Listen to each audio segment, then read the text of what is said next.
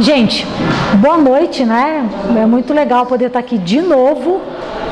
Da última vez a gente falou sobre a infância, né? Sobre a sexualidade na infância. E hoje a gente vem falar sobre um tema que eu acho que assim é urgente falar sobre isso. A gente tem ouvido coisas na internet, às vezes pessoas que a gente conhece, comentários de outras pessoas sobre a questão da pornografia. E hoje a gente vai tentar, eu vou ver se eu consigo compartilhar com vocês, assim, tem muita coisa para se dizer, tá? Mas a gente vai tentar compartilhar pelo menos 3 pontos que eu acho primordial para a gente entender como é que se dá esse negócio, tá bom? Então vamos lá, né? A primeira coisa que eu quero chamar a atenção para vocês, como eu chamei aí o título da palestra, que seria Integridade Moral no Mundo Pornificado, parece até um exagero dizer que o nosso mundo é pornificado, né? E se a gente começar a refletir, a pornografia sempre existiu. Então não é uma coisa nova agora, né? Sempre existiu em vários estilos, né? Então a primeira coisa que eu queria chamar a atenção para a gente aqui hoje é, se a pornografia sempre existiu, o que mudou? Por que agora a gente está falando dessa coisa dessa maneira? Por que as pessoas estão lidando com a pornografia de uma forma diferente, tá? Então, para começar, a gente vai falar um pouco da história, né? A história da internet está muito ligada com o que aconteceu, o que acontece com a pornografia. Então, assim, antigamente, quando você... Quem é que lembra disso? Não era assim que a gente tinha que se conectar? Nossa, levava um tempão, né? E depois que você estava lá, se conectando, alguém pegava o telefone e aí você ouvia o filho gritando: mãe, caiu a internet, desliga aí. Então, antigamente, quando a gente falava de conexão, né, quando a gente pensa em internet, a gente está falando de uma história onde a gente precisava, era a linha dial-up, não é isso? Que a gente tinha que ir de escada, né? Internet de escada. E aí, desde o seu surgimento, né, a gente viu aí as redes sociais, a internet na década de 90, ela surgiu aí como instrumento de comunicação, era um meio para estabelecer relacionamentos. E aí o Orkut aparece, tem o ICQ, eu não sei se eu acho que eu tenho musiquinha também nesse momento aí, entendeu? Não apareceu muito não, mas tinha o som exato para se falar, né, para se conectar, e aí todo mundo conhecia aquele som quando alguém chamava pelo ICQ, quando a internet era discada, e aí foi avançando da década de 90 para cá, porque é interessante que a internet, quando chegou no Brasil, ela não era disponibilizada para todo mundo, ela começou na área acadêmica. Então assim, era o pessoal que fazia mestrado, doutorado, o pessoal que fazia estudo científico, eles que tinham acesso à conexão. Agora foi, né? Então, mas na década de 90 para cá, a gente começa a ter uma abertura da internet para quem tinha condições de pagar, para quem tinha condições de ter uma internet de escada em casa. Estão me acompanhando com as datas, mais ou menos? Então, na década de 90 para cá, vem as redes sociais. Se você pode passar aí, Caleb. E aí o que acontece? Cada vez mais, né, da década de 90 para cá, a internet, ou seja, o computador, a rede, né, como um todo, ela foi tomando lugar de um dos aparelhos que ainda é um dos mais assistidos no Brasil e no mundo, né, os meios de comunicação em massa, mas hoje em dia a gente fala que pelo menos as pessoas têm mais smartphone em casa do que televisão. Não é verdade? Numa família? Então a gente pode dizer aí que foi se crescer, num crescente, foi se tornando um hábito e uma coisa mais comum, mais popular. Então a internet sai daquele lugar acadêmico, vem para a rua, né? Vem para a população, começa de uma forma devagar, de uma forma... porque também a gente tinha que pagar para a operadora de celular, né? Para a gente poder ter algum tipo de internet. E aí quando ela chega mais para frente, que todo mundo tem a oportunidade de poder se conectar a alguma coisa, a internet mudou a forma das pessoas de se comunicarem, de se informarem, de comprar, de vender, de trabalhar, de fazer amizades, de ter um lazer. Então, por meio das redes sociais, hoje, as pessoas conectaram conhecidos e desconhecidos. Então, era uma coisa que estava muito longe da gente, mas a internet trouxe para perto aquelas pessoas que estavam longe. Amigos se reencontraram, relacionamentos amorosos começaram. Então, tudo isso por meio da internet. E não foi só isso, né? O pornô também, através de toda essa mudança que a gente passou, né, desde lá da época da banda de escada e tal, né, até agora, o pornô começou também a ser propagado de uma forma diferente. A mesma proporção com que hoje a gente consegue se conectar com amigos, com pessoas que a gente não via há um tempão, a gente tem uma possibilidade com a questão da pornografia que a gente não tinha antes, tá certo? Então a internet, ela adicionou outro meio em que as pessoas podem se envolver em comportamentos sexuais. Isso vai variar desde o consumo passivo, né, de pornografia online, uma troca interativa de conteúdo sexual, que às vezes as pessoas fazem isso pelo WhatsApp, né, bate-papo, cybersexo, e nudes e essas coisas mais, né?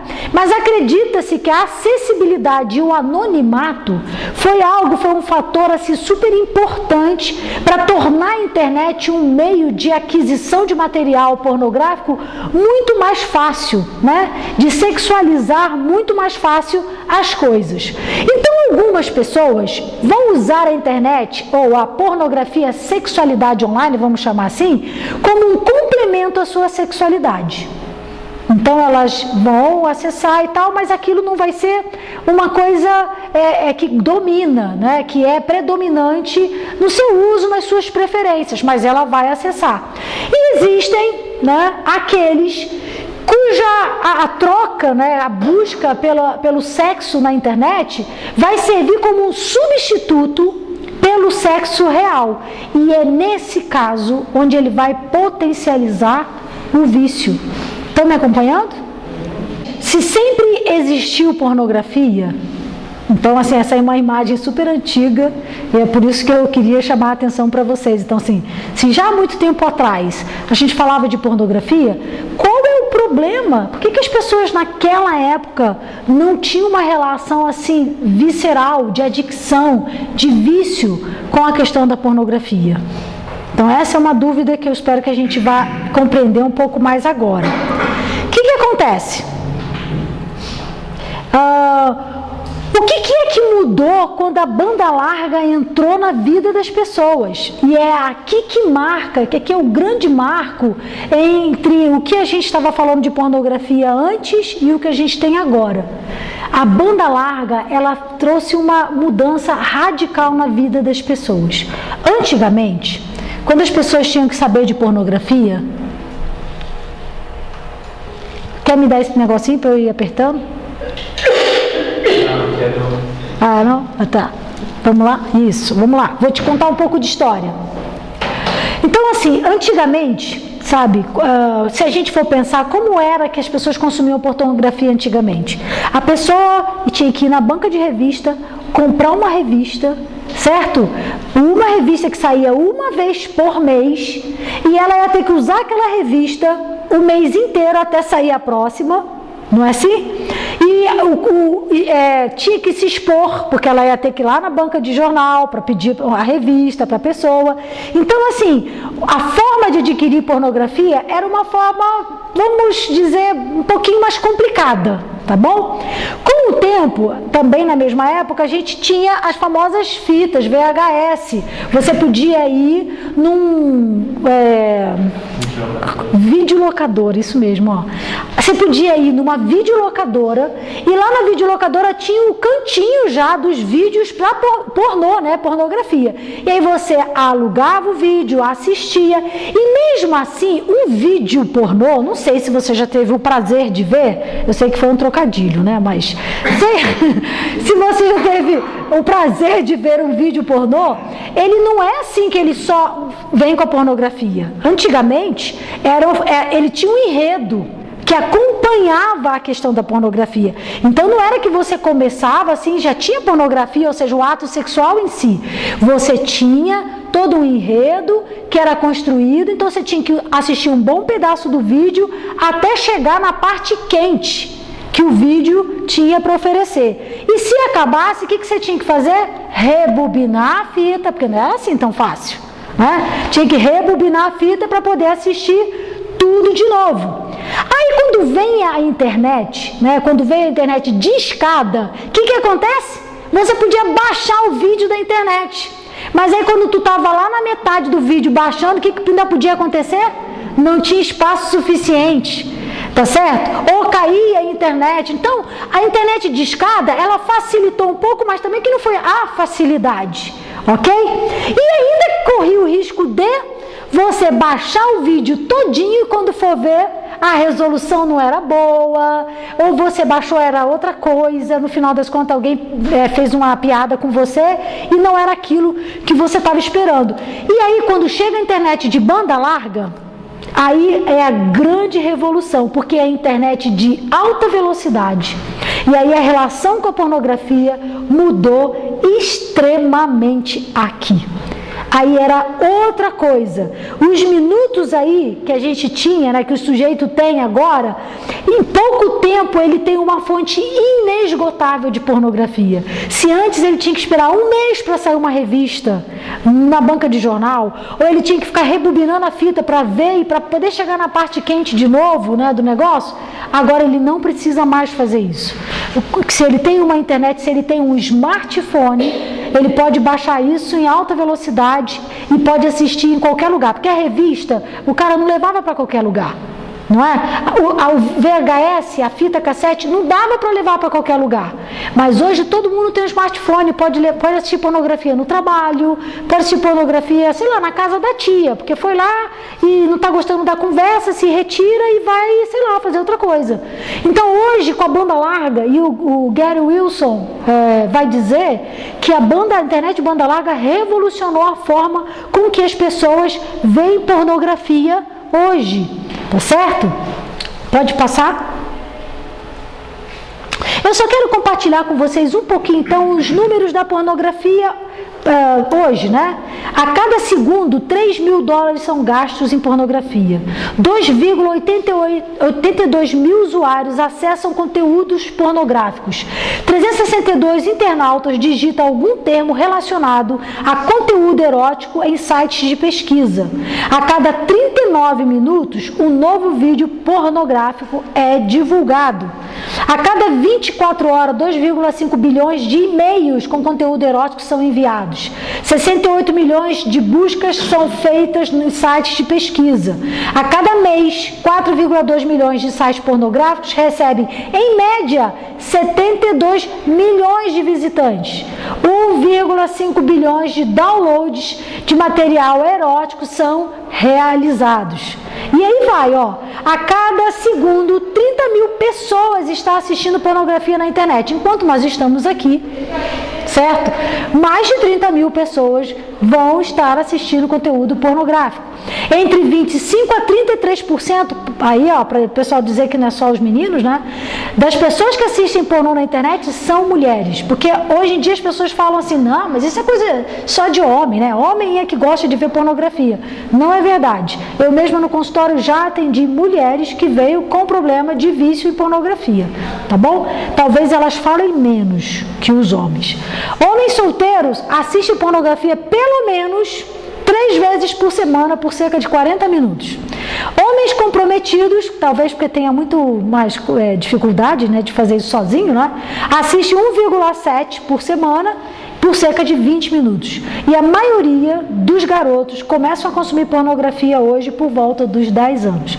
Eu já recentemente vi uma nova pesquisa que já estava usando 9 anos de idade. Tá certo? Então, assim, a primeira parte que eu queria trazer para vocês era isso.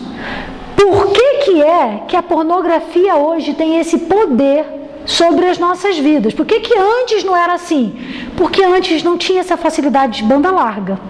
Antes a gente não tinha um conteúdo tão rápido na nossa mão, com tanta facilidade. Até quem não está procurando pornografia pode achar hoje. Pode receber uma mensagem no WhatsApp, não é? Você pode abrir a mensagem sem nem saber qual é o conteúdo. E aí, de repente, descobrir um conteúdo pornográfico. Chega na mão das crianças, está sendo distribuído direto entre os adolescentes na escola. Então, por que antes a gente não falava de vício? Porque antes a gente não tinha a facilidade que a gente tem com a distribuição do conteúdo. É por isso que a banda larga, né, quando ela surge, o smartphone faz uma divisão, um divisor de águas ali na nossa vida para facilitar. Então, hoje em dia, gente, escuta o que eu vou dizer. Então, assim, eu perdi o meu pai, ele tinha 74 anos. Hoje em dia, um menino de, 10 anos consegue ver mais pornografia do que o meu pai conseguiu ver em 74 anos de vida. Conseguem perceber? Porque o meu pai não na época da banda larga, né? Então, hoje em dia, as pessoas conseguem ver, além de ver pornografia, elas veem a parte mais quente em minutos. Sabe? Ela não precisa esperar um enredo. Ela vai direto ao ponto. Tá bom? Então, vocês conseguiram entender por que é que antes a pornografia tinha uma influência e hoje ela tem outra na vida da gente?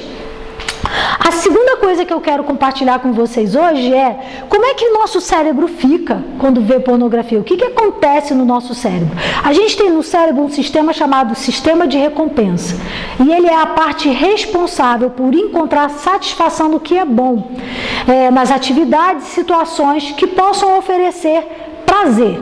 E aí, esse sistema é o sistema que é acessado. Cada vez que uma memória de prazer ela chega pra gente, a gente vai lembrar daquilo como foi algo bom. E a gente vai ver aquilo como algo que é valioso. E a gente aprende a avaliar o que é uma situação de potencial satisfação baseados nos nossos prazeres futuros, né? O passados, pensando no futuro. Então, o sistema de recompensa é assim, ó, eu vou lá, nunca comi um chocolate na vida. Aí eu como chocolate. E o sistema de recompensa diz, nossa, que coisa boa, né? Aquela experiência que eu tenho com o chocolate marca. E aí quando eu estou lá um dia e penso, nossa, aquele chocolate, já fico salivando, já fico querendo, porque o meu cérebro, ele lembra daquela experiência prazerosa que eu tive quando eu comi o chocolate. E aquilo começa a me chamar, ou seja, me convocar. Aquela coisa, vou comprar um chocolate hoje, porque, sabe, eu lembrei, deu vontade e tal. E aí eu quero que vocês entendam assim, o nosso cérebro é o mesmo de há séculos atrás, no sentido de o sistema de recompensa funciona do mesmo jeito que dos homens das cavernas. Então, antigamente, né, quando o homem da caverna, sei lá, estava com fome, ele tinha que esperar um tempão até aparecer um animal para ele poder caçar e comer, tá certo? E aí, quando ele encontrava esse animal, depois de esperar um tempão, ele podia se deliciar desse animal e comer e repor as proteínas. O cérebro dele guardava aquela memória positiva e legal, porque comer é uma necessidade, certo? E aí ele libera uma substância, que é uma substância muito importante no sistema de recompensa, que é a dopamina. Vocês já ouviram falar da dopamina? Ok. Então a dopamina é uma substância, um neurotransmissor que é liberado e que faz a gente ter essa sensação de prazer no cérebro. Então os neurônios vão lá, né, se conectam, transmite a dopamina e dá essa ideia pra gente de que aquilo ali satisfaz, dá prazer e nesse caso é necessário, é uma necessidade básica comer, ok? Só que depois que eles comem esse negócio aí, eu ia falar da dopamina, já falei sem mostrar o slide, né? Vou falar de novo então aí. É que eu tinha que estar te acompanhando, né? Eu bobeei aqui. Então a dopamina liberada dá a sensação de prazer e satisfação no sistema de recompensa, ok? Só que o que acontece? Quando esses homens das cavernas comiam, acabou a comida, quando é que eles iam comer de novo? O que vocês acham? No dia seguinte? Não, até achar uma caça de novo, até conseguir pegar alguma coisa de novo, ia levar muito tempo. E aí eles tinham que, né, se preparar para esse outro momento. E o sistema de recompensa deles lembrava daquele momento E no momento da fome, eles tinham que levantar e ir caçar de novo, porque era importante e eles precisavam preencher essa necessidade. Hoje em dia, a gente não precisa mais assim. Se tivesse um McDonald's lá na época do Homem das Cavernas, certo? Ele não precisa mais sair e caçar. Ele entrava na fila do McDonald's, pedia um Big Mac, totalmente calórico, e ele podia fazer isso o quê? Hoje em dia, né? Poderia fazer isso o quê? Vez tras outra. Ele não tinha que esperar mais para caçar, para fazer nada disso. Agora pensa, se aquela necessidade básica, comer, libera dopamina, porque o cérebro precisa guardar aquela lembrança. Quando ele vai e entra na fila do McDonald's, o que vai acontecer cada vez que ele entrar na fila do McDonald's e comer? Vai liberar mais dopamina. E aí ele vai chegar à conclusão de que ele não precisa mais caçar, né? Ele pode ficar nessa brincadeirinha, ok? Todo mundo entendeu até aqui? Então, essa é uma parte importante do nosso cérebro. O sexo, ele também libera dopamina. E ele libera um maior índice de dopamina do que comer, por exemplo. Então, vamos lá. Faltou explicar isso que eu acho que é importante. Dependendo da atividade, a gente vai liberar um número maior ou menor de dopamina. Então, se é uma atividade que dá muito prazer, a gente vai liberar mais dopamina, e aí menos. A gente não pode comparar, por exemplo, a liberação de dopamina, sei lá, de comer porque eu estou com muita fome, ou de repente de ler um livro que eu estava querendo ler e acho legal. Também libera dopamina, mas não é a mesma proporção. E o que eu estou dizendo é que quando a gente fala de relação sexual, a liberação de dopamina é muito maior, tá bom? Então, volta lá porque eu vou falar isso depois, tá? A cada carga de dopamina que é lançada no cérebro numa relação sexual, como é muito maior, vai liberar mais dopamina e o nosso cérebro vai chegar à exaustão. Deixa eu explicar uma coisa. Quando a gente tem uma liberação exagerada de dopamina, sabe o que o nosso cérebro faz? Ele diz assim, opa, peraí, tem alguma coisa errada. Tem dopamina demais. Aí ele começa a fechar as portas e as janelas e não deixa mais entrar. Porque uma parte libera e a outra recebe. Por isso que a gente tem a sensação de prazer. Quando o cérebro vê que tem mais dopamina do que deveria ter, porque ele sabe, ele sempre está buscando o equilíbrio, o nosso corpo. Quando ele vê que tem mais do que deveria ter, ele começa a fechar e dizer, não pode entrar tudo isso aqui não. Porque aí não vai dar certo, vai dar ruim. Quando ele começa a fechar, aí vai precisar de muito mais dopamina para encontrar as portinhas que estão abertas. Tudo bem? Então vamos pensar.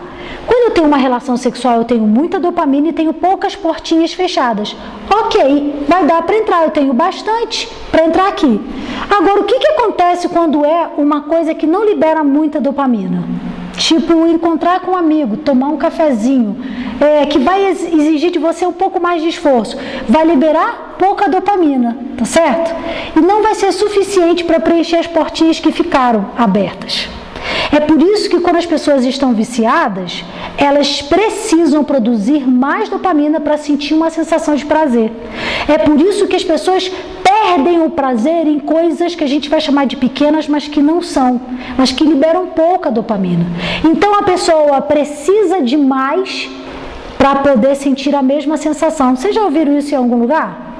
Vocês já ouviram falar que quem tem uma relação com droga, né, cocaína, quando elas têm o primeiro pico, né, vai lá em cima, a primeira experiência, que ela nunca mais vai ter aquela primeira experiência? Porque ela vai precisar e sempre precisar de mais com a intenção de alcançar aquela sensação de prazer? É exatamente a mesma coisa que o vício em pornografia faz com a gente. A gente vai sempre precisar de mais para ter aquela sensação, porque as portinhas de entrada de dopamina, elas estão se fechando, porque o cérebro está preocupado com a gente. Tudo bem? Vocês ficaram me olhando com uma cara de paisagem agora. Então, o que acontece? A cada clique, a cada janela aberta, a cada vídeo que se assiste, uma alta quantidade de dopamina é jogada no nosso cérebro. E aí o nosso cérebro diz, ele bloqueia essa atividade. Ele não libera mais dopamina assim em excesso e não libera mais espaços para essa dopamina entrar. E aí a sensação de prazer, a gente vai precisar de alguma coisa que seja uau, para sentir prazer em alguma coisa. ok? Depois eu vou voltar nessa cena de novo, tá? Agora eu quero falar de uma outra capacidade do nosso cérebro, que é a neuroplasticidade. O que é a neuroplasticidade? Passa aí. O cérebro ele pode alterar fisicamente por nossas condutas e estabelecer modificações sinápticas ou não, que podem produzir uma predisposição a algo, seja a conduta original saudável ou não. Volta na nossa imagem anterior. Quando a gente tem um campo assim, cheio de uma graminha, né, tal, e tá lisa. O que acontece quando começa a passar um boizinho só por um lugar? Não abre um caminho? Foi o que eu tentei representar aqui. Pode ser que algum dia esse campo aí atrás, ele fosse todo gramadinho. Mas aí alguém começa a andar só naquele lugarzinho ali, tá vendo? Isso é um exemplo do que é neuroplasticidade. O nosso cérebro é capaz de abrir caminho quando eu começo um comportamento novo. Então eu começo a fazer alguma coisa diferente, ou sei lá, eu recentemente comecei a tomar café sem açúcar. Então meu cérebro está acostumado que eu tome café com açúcar. Você acha que a primeira xicrinha que eu tomei, o que o meu cérebro disse? Eca, né? Ele falou assim, não, isso não dá para liberar dopamina, isso não é prazeroso. Entendeu? Mas eu insisto, a minha insistência vai abrir um caminho. E aí o meu cérebro vai ficar com dois caminhos, tá? Que tinha o outro. Qual era o outro? Café com açúcar. Então o cérebro fica com dois caminhos. E tem hora que ele fica assim, e agora? O que ela vai escolher? Porque aí quando eu sinto vontade de tomar um café, que vontade de tomar um cafezinho, até senti um cheirinho aqui agora, não é? A princípio, quando eu só tomava café com açúcar, meu cérebro dizia assim, café com açúcar, claro. E aí quando eu disse, não, sem açúcar, o meu cérebro me sabotava. Mas com açúcar é muito melhor. Porque esse caminho é o que está aberto. Aquele ali não está aberto ainda. Então, quando eu começo a insistir, e aí ele começa a ver que as duas opções estão começando a ficar mais claras, e eu começo a desinvestir, ou seja, a não investir mais nessa opção, ele começa a ficar um pouco confuso, mas ele diz, não, peraí, mas ela está indo mais por aqui agora. Aí eu começo a tomar uma xicrinha, você sabe que esse café sem açúcar até que não é tão ruim? Agora eu estou começando a apreciar outra coisa nesse sabor. E aí eu começo a insistir nessa linha. E isso é abrir um caminho novo no meu cérebro para um comportamento novo. Então, assim como isso é o que diz a neuroplasticidade. Eu posso fechar um caminho, né? Eu posso abrir novos caminhos. Graças a Deus, né, gente? Porque senão a gente está vara frito, né? Então, há uma mulher... tem essas palestras TED Talking, né, de Vancouver, que fala muito bem sobre isso, que é um estudo que ela fez, o nome dela é Lara Boyd, e ela relata na sua videoconferência que o cérebro ele tem a capacidade de mudar de 3 formas para acompanhar um aprendizado. E é isso que ela vai dizer, olha, não, você passou demais, volta aí. Uai. Então tá faltando um slide aí. Tá, eu vou dizer para vocês aqui. Não é, tinha que ter um depois desse aí. Tá aí, ó. Esse aí. Tá me deixando doido aqui, não.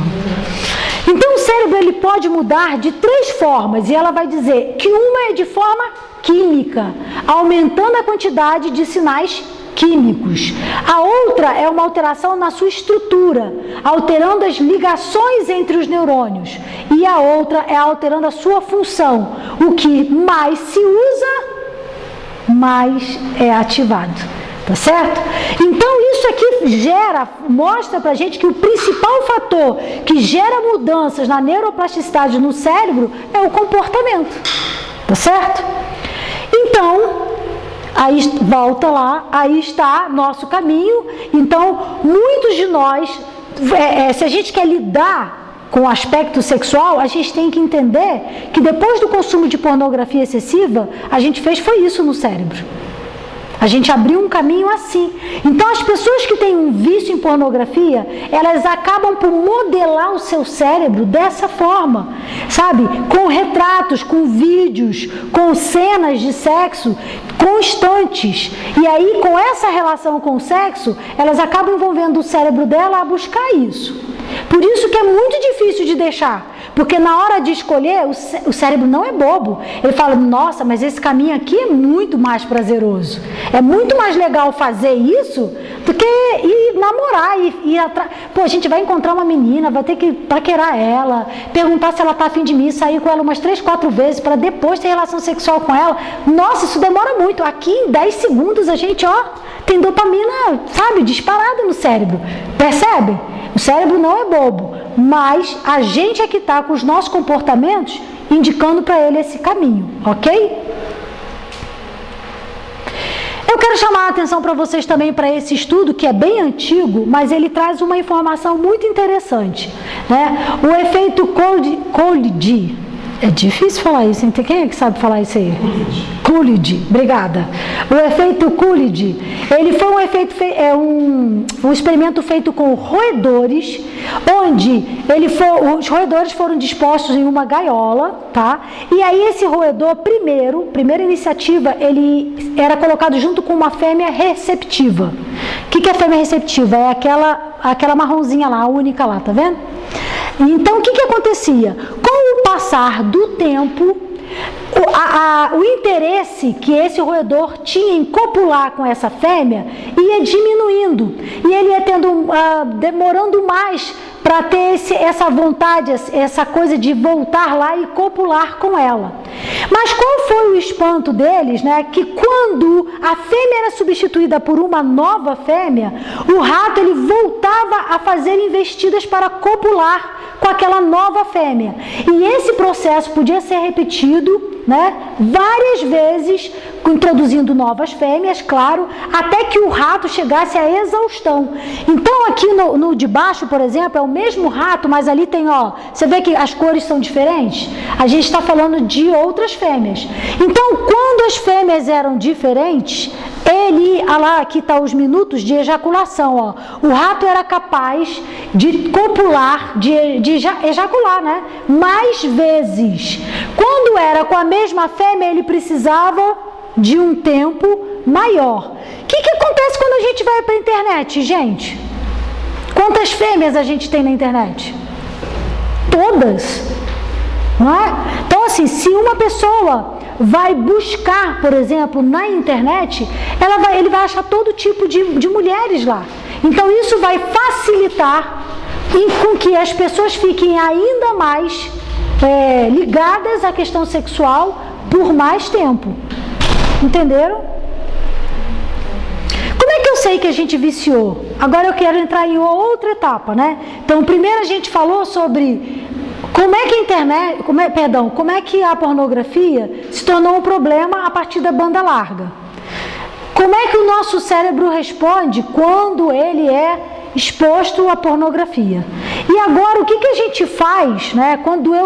Como é que eu sei que viciei? O que eu faço quando eu estou num processo de adicção, né? Uma relação de adicção com a pornografia? Elementos básicos, tá? De todo vício.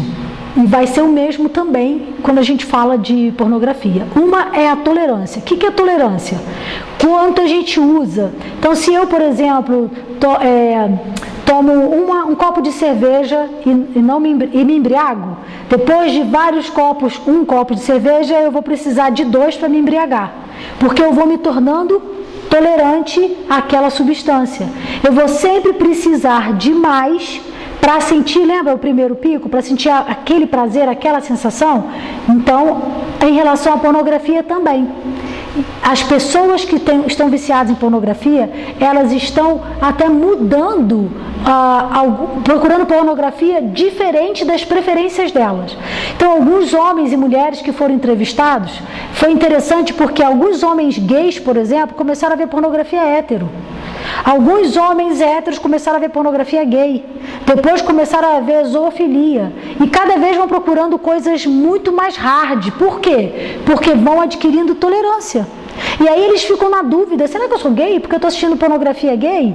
Entendeu? Será que eu virei hétero porque agora eu estou assistindo pornografia hétero? E a questão aqui não tem nem a ver com o fato dele da sexualidade dele, da opção que ele faz sexual, né? Mas tem a ver com o fato da tolerância, dele perder o estímulo para aquele tipo de pornografia, porque depois fica comum. Aí ele vai procurando outras coisas, tá certo? Outra coisa é a síndrome de abstinência. Como assim? Como todo viciado, quando a gente para de consumir, a gente sente a necessidade de consumir, ou tem dificuldade de deixar. Então, quando eu trabalho com as pessoas, por exemplo, com pornografia, eu sempre peço para elas, olha, então a partir de hoje vamos parar? Vamos ver quanto tempo você consegue ficar sem? Fácil, né? A princípio para eles é fácil, e eles se assustam, porque não é fácil. De repente eles não conseguem, o mínimo que a gente se propõe, ele não consegue. Então isso é outra característica. E a perda do controle. Então a perda do controle, por exemplo, de ver conteúdo que eles sentem repugnância, mas vem.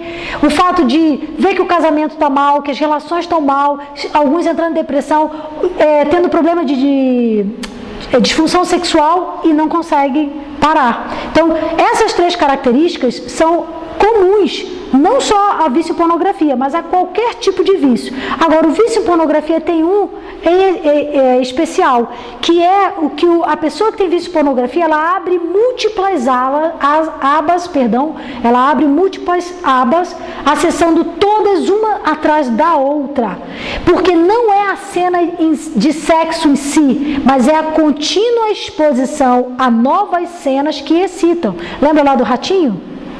Então é impressionante quantas horas uma pessoa pode ficar assistindo pornografia e se masturbando, porque ela pode mudar, né? E como o nosso ratinho lá, ele vai começar tudo de novo, ele vai começar e vai ficar uma atrás da outra, tá bom? É interessante na entrevista, quando a gente pergunta para a pessoa, né? Ela fala isso, como tá aí, ó, várias abas abertas, ele vai pulando de uma para outra, literalmente, tá? Então essa é a característica principal.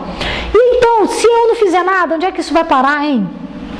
Qual vai ser o fim, hein? Se eu não fizer nada, se eu deixar esse negócio ir, como todo viciado, a gente vai ter que lidar com as consequências. Uma das coisas que tem se falado muito nos estudos hoje sobre pornografia, em português tem muito pouca coisa, mas o que o pessoal que tem escrito sobre isso, mais em inglês, tem dito é que algumas pessoas têm apresentado situações de patologias psicológicas, por exemplo, de transtornos que não é associado à pornografia. Não estamos dizendo que a pornografia causa esses transtornos. O que está se vendo é que quando essas pessoas deixam de serem viciados em pornografia, aquelas situações estão mudando. Então, pessoas que estão apresentando quadros de depressão, síndrome do pânico, transtorno de ansiedade, toque, fobia social, tá certo? Hiperatividade. E quando elas começam a trabalhar a questão da pornografia, essas características, né, esses sintomas dessas patologias estão mudando. Então, acredita-se que sim, né, que pode ter alguma influência. E ainda tem as questões das disfunções sexuais. Aliás, a maioria das vezes, quando as pessoas vão tratar o problema de pornografia, não é nem pela pornografia em si. Em todos esses anos que eu tenho trabalhado no consultório, só teve uma vez que veio alguém e disse: eu vim aqui porque eu tenho um problema com pornografia. E foi uma mulher. Entendeu? Eu venho aqui porque desde os 10 anos eu tenho problema com pornografia. E ela já assistia DVD. Ela é do DVD. Tá certo? Então, assim, muito poucas pessoas vêm por causa disso. Vêm, na maioria das vezes, os homens porque estão com problema de disfunção erétil. Então, com alguma questão nessa área. Porque eles conseguem funcionar, vamos dizer assim, bem, quando estão vendo pornografia. Mas quando vão para o sexo real, não funciona. Tá certo? Você lembra da dopamina? É isso. Aí as portinhas se fecham, entendeu? Porque o sexo real não é igual ao sexo virtual. Eu acabei de dizer, a proporção de prazer rápido é exatamente aquele homem da savana lá das cavernas, em vez de ir para o mato achar um negócio para comer, entrar na fila do McDonald's. O que é mais fácil? Ir para a fila do McDonald's, não é isso? Só que aí a gente ganha o quê? Come um monte de coisa que não é saudável, certo? A mesma coisa em relação à pornografia. Então as pessoas estão se dedicando mais ao sexo virtual, e aí o sexo real que precisa de namorar, que precisa conquistar, que precisa ir lá e chamar junto, sair, sabe? Tomar alguma coisa junto, falar, caminhar e encontrar. Aí dá muito trabalho. E aí não dá muita dopamina, né? A gente já tá ruim, né? Então fica difícil, tá bom? Então o que a gente pode fazer para tentar ajudar essas pessoas? Eu vou dar aqui alguns passos iniciais do que eu faço no consultório para ajudar as pessoas que estão com algum problema em pornografia. O primeiro deles, e muito importante, é o bloqueio. Interromper todo o consumo de pornografia. Então é que nem no AA, evite o primeiro gole. É assim. E a princípio a gente bloqueia, tipo assim, vamos ver quanto tempo você fica sem pornografia. Aí ele descobre o tamanho do problema dele, né? Quanto tempo que ele fica. Quando ele descobre o tamanho do problema dele, a gente parte para o segundo negócio, que agora sim, a gente parou só para ver como é que era. Agora a gente vai parar sério. Uma das... Um dos meios que as pessoas que estão com problema de pornografia estão usando para se ajudar, porque não tem, assim, não tem um livro, não tem uma terapia para fazer esse negócio. Então eles começaram a criar fóruns na internet e a conversar. E pessoas com problemas de pornografia começaram a trocar figurinhas, né? No sentido de o que a gente pode fazer para se ajudar. E uma das coisas, e um dos meios que eles estão propondo entre eles é fazer 90 dias sem consumo. Né? Então é como se eles estivessem fazendo um restart no computador, né? No cérebro. Eles chamam até de reboot o processo. Então eles propõem 90 dias. É legal que o Gary Wilson ele fala assim, que tá, 90 dias, legal, mas cada um tem que ver qual é, talvez para alguém 90 dias é pouco. Cada um tem que ver qual é o seu tempo, né? Eu proponho sempre no consultório que a gente não marque tempo. A gente vai eliminar. A ideia é que você não veja pornografia. E aí, quando eu falo não ver pornografia, eles precisam entender quais são os meios que eles usam para ver pornografia. Como é que você acessa a pornografia? Ah, pelo smartphone. Ah, pelo computador. Ah, pela Netflix. Pelo, sei lá, pelo YouTube, não sei, né? Vídeos, Xvideos, pelo Ruby, não é isso? Alguém conhece? Não, né? Só eu que conheço essas coisas, né? Eu falava antes de entregar, né? Tá bom, esquece então. Vamos lá. Então, assim, ele tem que ver quais são os meios que ele está usando para acessar, e a gente precisa suspender isso. Então, quando ele bloqueia, né? Eu peço para ele, por exemplo, arrumar um calendário, alguma coisa para ele anotar. Então a gente marca, literalmente, né? A partir de hoje, que dia é hoje? 6/9, abrindo parênteses, dia do sexo, né? Sabia? Pois é, fecha parênteses. Então, propícia, né? A palestra no dia. Então, assim, a gente marca ali aquele dia, 6 de setembro, ok. E a partir dali, vamos esperar para ver quando é que ele vai ter recaída, tá certo? E aí ele vai esperando, pode ser em 3 dias, uma semana, pode ser em um mês, mas ele vai lá e marca. Então ele marca literalmente no calendário, ele faz um X nas recaídas que ele tem. E a gente vai contando. E cada vez que ele recai, a gente começa de novo. Então se a gente se propôs 90 dias e recaiu, volta a contar do 0. Então começa do 1. Tá ok? Então esse bloqueio é importante e ele tem que registrar graficamente tudo o que acontece. Aí aqui vem outra questão importante. Quando eu digo registrar graficamente, é importante, tá? Eu peço para eles registrarem qual foi o dia da semana, né? O dia do calendário. Qual foi o horário do dia? Foi de manhã? Foi de tarde? Foi de noite? Estava onde? Estava em casa? Estava no trabalho? Estava na cama? Estava no banheiro? Tinha alguém em casa? Não tinha ninguém em casa? Isso é importante? Tá certo? Porque é um comportamento, tem um padrão e a gente precisa descobrir qual é o padrão. Para a gente poder achar o quê? Alguém sabe? Algum psicólogo aqui pode me ajudar? Gatilhos. Exatamente, os gatilhos. O que é que empurra, né? Que impulsiona a pessoa para aquilo, tá bom? Então, mesmo que ele tenha uma recaída, mas aí eu acessei pornografia, ok. A gente vai aproveitar a sua recaída. O que a gente vai fazer? que você estava fazendo naquele dia? Como é que você acordou naquele dia? Se você recaiu, o que estava acontecendo na sua vida naquele dia? Aí no dia da recaída ele tem que ser descrever mais ainda o que aconteceu durante, antes, durante e depois, tá bom? Da recaída. É bom alistar, nesse caso aí, as provisões, né, as coisas que têm promovido, né, ajudado a favorecido esse comportamento. Tem fotos no seu celular, tem vídeo, grupo do WhatsApp, rede social, chat, encontros online, Instagram, e aí alguns deles precisam se livrar dessas coisas. Porque assim, não adianta. É como, por exemplo, eu querer me livrar, sei lá, de cocaína e deixo sei lá, uma trouxinha em algum lugar. Entendeu? Não é? Então não é assim. Então eu explico muito para eles a importância, passo bastante material para eles verem, mas explico a importância deles entenderem que a gente precisa descobrir onde estão esses materiais.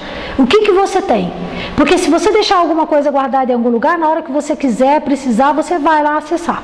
Então eu já tive pacientes que desconectaram, por exemplo, o Facebook, Instagram do celular, porque a gente pensa que é rede social, isso aí não vai ser motivação, né? Pô, vocês acreditam que é? Pois é. Então, assim, eles vão e tiram algumas coisas, elas também, né? Apagam fotos e tal. E começam a usar comedidamente o celular. É bem complicado lidar com isso, né? Mas é assim mesmo. Eles ficam meio assim. No início, abri um parêntese.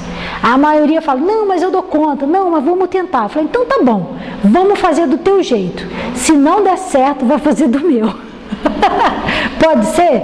Pode. Então tá bom. Aí depois, quando tem 1, 2, 3 recaídas, cara, é mesmo, não tá dando certo. Eu achava que eu conseguia. Então, às vezes, vai demorar um pouquinho por isso. Por causa dessa resistência, porque a gente sempre acha que vai dar conta, tá bom? Mas quando eles começam a ver resultados positivos, aí eles começam a levar mais a sério também. Então tem que ter paciência, não só o paciente, a gente também, tá? Outra coisa importante é encontrar alternativas, programar comportamentos alternativos, principalmente no momento do comportamento-alvo. Então quando a gente encontrar esses gatilhos, né? E aqui eu vou citar algumas coisas. Por exemplo, eu tive um paciente que ele percebeu que assim, quando ele sentava no sofá e ele começava a mexer no Instagram, quando ele via, estava vendo pornografia. Tá, pronto. Começava, eu ainda falei para ele, me mostra aqui no Instagram, o que você vê, rapaz, que vai parar lá, sabe? Mas começava a ver, seguir uns, como é que fala? Umas pessoas, não sei o quê. Aí tinha gente fisiculturista, né? Começava a aparecer uns negócios lá de pouca roupa, lingerie, não sei o quê. Quando via, já estava acessando um vídeo, já estava... Então, aquilo era um gatilho para ele. Eu falei com ele, então, ó, mexer no celular, sentado no sofá, não pode. Parece bobeira, né? Mas não podia sentar no... E quantas vezes a pessoa me relatou, o que é mais interessante, de estar com o celular na mão assim, ó, fazendo, sei lá, qualquer outra coisa, indo pro celular, ai meu Deus, e largar o celular e sair. Vou fazer outra coisa, não sei o quê, entendeu? E aí não viu pornografia. Eu falei assim, sabe que é verdade isso? E começou. Uma das coisas que ele fez também foi, a princípio, né, foi excluir o aplicativo do Instagram do celular. Mas eliminar essa coisa de mexer no celular e sentar no sofá, principalmente quando estava só.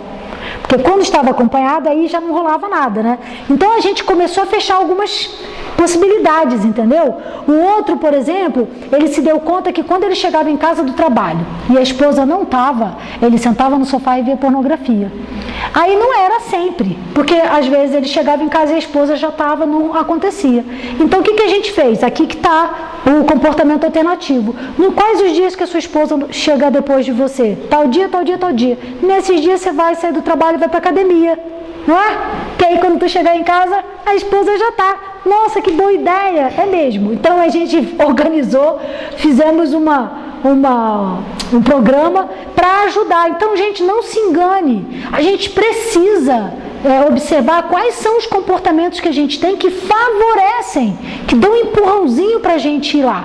Ok? Então, não adianta, por exemplo, você querer fazer dieta e encher a geladeira de chocolate, de um monte de coisa, não é? Então, você tem que favorecer. É a mesma coisa. Tá? É favorecer. Então, eu vou me livrar, me afastar de coisas e vou trazer para mim coisas que eu preciso recuperar. Vida social, sair, fazer outras coisas, né? Vamos lá. escrever o que pode fazer para correr daquele momento, né? Antecipar. Então, uma das coisas que a gente também fazia no consultório era planejar. Vamos antecipar, porque depois que a gente observa o comportamento, a gente mais ou menos sabe como funciona, quais são as coisas que disparam. Olha, sabia que eu tive um menino que eu atendi, que ele, por exemplo, a gente descobriu o horário que ele se masturbava, né? Às vezes com pornografia, às vezes sem pornografia, tinha que ver com o dia que ele ia para academia, e a gente assim, né? O que acontecia? Tudo isso pelas anotações. Tá, ele vai para academia e tal, o que está acontecendo no meio do caminho, a gente não entendia. Até um dia que eu falei assim, essa semana quando você for para academia, você observa tudo que acontece antes, durante, essa mesma ladainha que eu falo sempre, né? E aí nesse dia especial vem ele para a sessão rindo, né? Sentou e falou assim, você não vai acreditar. Eu falei, não, me conte. Pois é, eu vou para academia e tal. Sabe o que eu percebi? Toda vez que eu volto da academia, eu passo em frente a um bar. Eu passo em frente assim, né? O bar aberto, né? E na parede do bar tem sabe, um post de uma mulher seminua. Entendeu? E ele sempre passa ali em frente àquele bar, porque ele gosta de passar lá e ver aquela mulher seminua, e aí ele vai para casa, e quando ele vê, ele já está na pornografia, e quando ele vê, ele já está se masturbando, entendeu?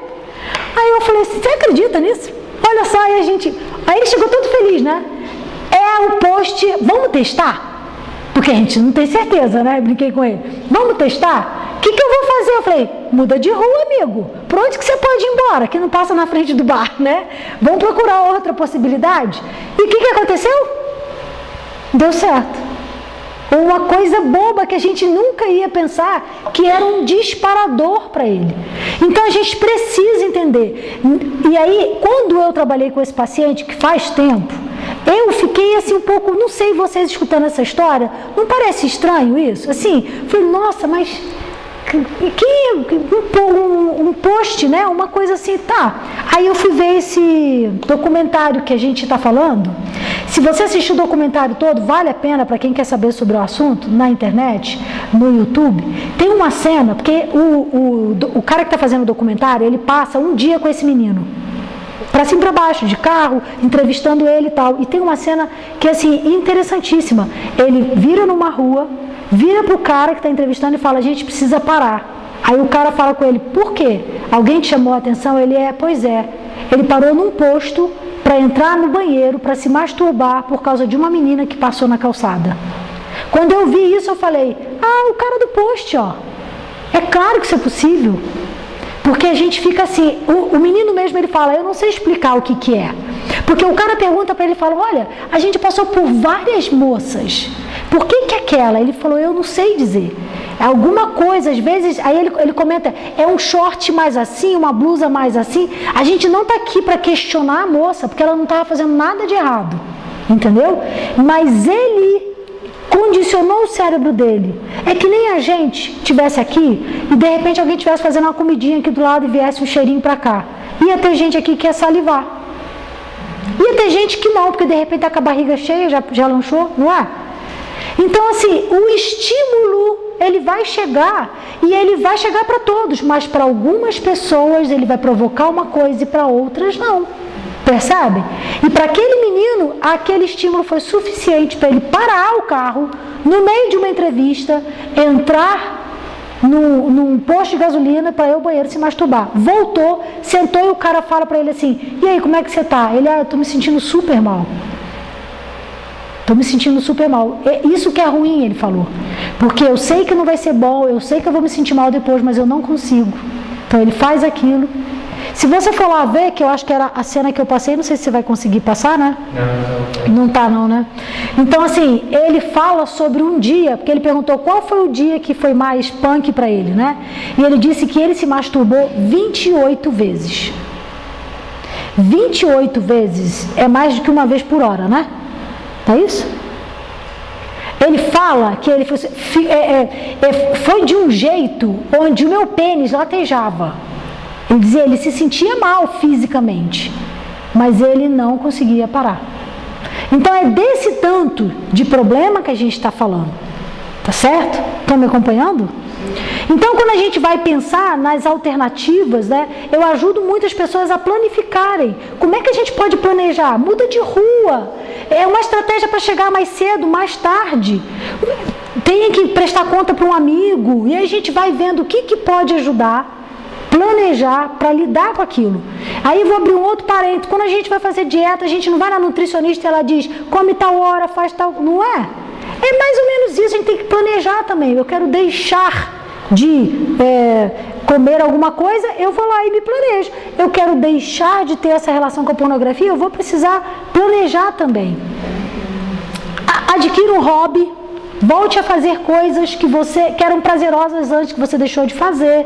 Então você abandonou sua vida social, família, amigos, esporte, coisas assim, volte a fazer isso. Ah, mas não me dá muita vontade. Não vai dar mesmo no início, mas volte a fazer isso, tá certo? E para aqueles que são religiosos, eu diria, desenvolva uma vida devocional, sabe? Mesmo que você não seja um cristão, que você não pense dessa forma, mas qual é a sua fé? Vai lá, tem gente que tem feito yoga, meditação. Então eu animo também os pacientes, as pessoas, a procurarem alguma coisa que faça uma conexão com a espiritualidade deles. Melhore a sua vida sexual. Porque aí fica difícil, né? No primeiro momento. Mas eu falo para eles, não, vai melhorar em algum momento e você tem que investir nisso. Para você poder voltar a ser, né, uma pessoa que responde de forma positiva, tá certo? Então aqui eu falei, seria busque um acompanhamento. Se o negócio está muito brabo, você vai precisar de um acompanhamento psicológico, tá bom? E compartilhe essa sua luta, esse seu problema com alguém que você possa prestar conta, alguém de sua confiança. Tem pacientes que falam, só de saber que eu vou ter que vir aqui, André, falar para você. Teve paciente que deixou de fazer pensando, não, eu vou ter que dizer para André, não. Você acredita? E não, por causa disso eles não acessaram pornografia. Então assim, não é a grande maioria, né? Mas quando está muito difícil, eu peço para eles procurarem um amigo de confiança. Aí fica, nossa, como é que eu vou dizer isso para alguém? Mas só o fato de ter alguém que vai perguntar para ele, e aí, como é que você está? Alguém de confiança, tá, gente? E aí a pessoa acaba tendo uma postura também diferente frente ao problema da pornografia. Bom, aí está o meu canal. Deve ter algumas coisas interessantes lá, quem quiser ir xeretar em algum momento.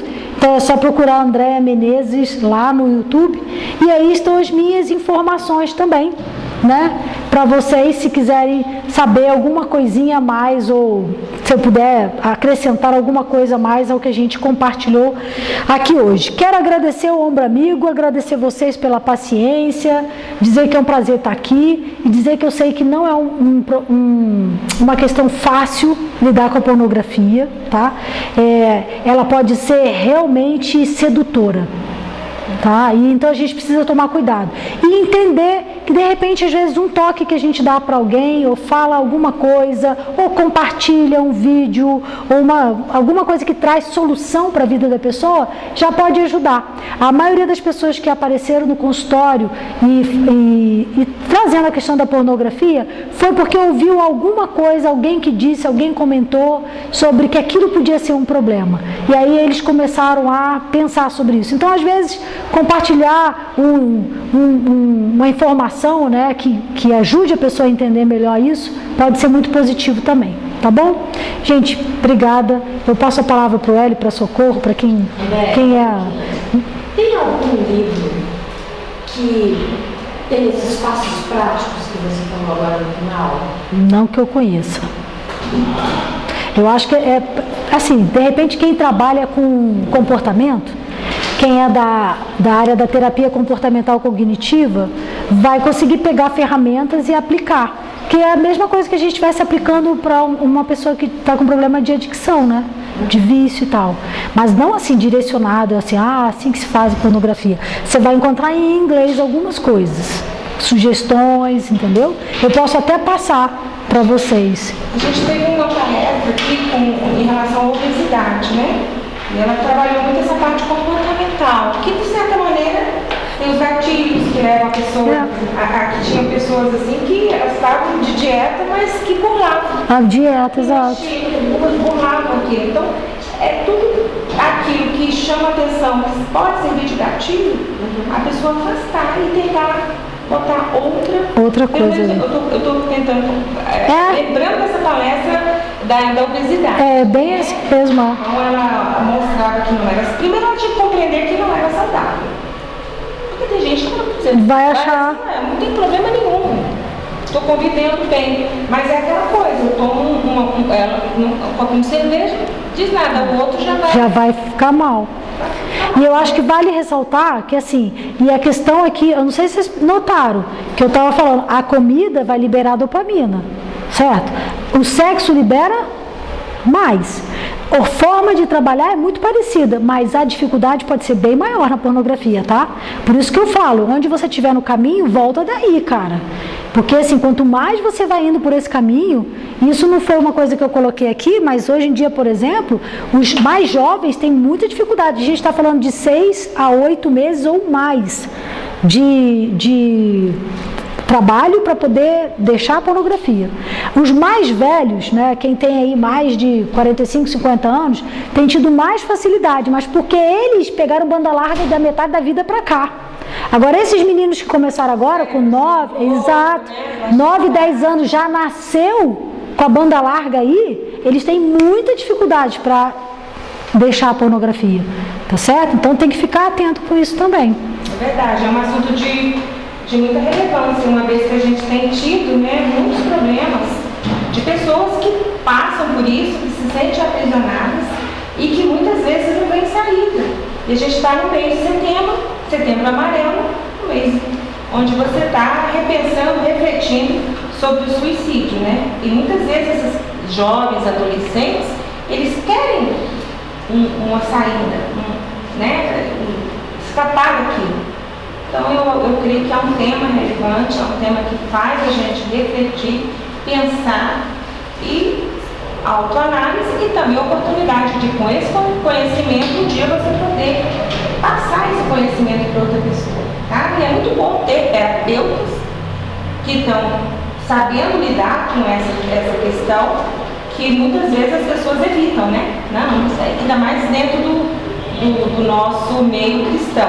Mas eu acho que é uma realidade, a gente sabe que isso existe e que muitas vezes estão aprisionados e nem sabem. Parabéns, Andréia. Obrigada. Prazer. Aliás, sempre é bom. Participem, olhem o canal da Andréia, tá? A gente é bem abençoado. Tchau, gente. A próxima é... Primeiro final de semana de outubro. Primeira sexta de outubro. Ela não passou o tema ainda. Tá bom. Então, vocês vão ficar sabendo. Primeira sexta-feira, toda primeira sexta-feira estamos aqui reunidos no ombro amigo, tá? Eu quero agradecer a presença do nosso Caleb. Sim. Nosso menino lindo, maravilhoso, né? Esteve com a gente. Muito obrigada. Obrigada pela presença de todos vocês. Obrigada, Luciano. Obrigada, Elise. Obrigada a todos. E o moço do, como é que fala?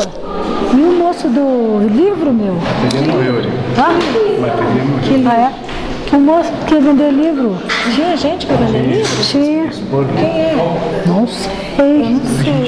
Quem era aqui?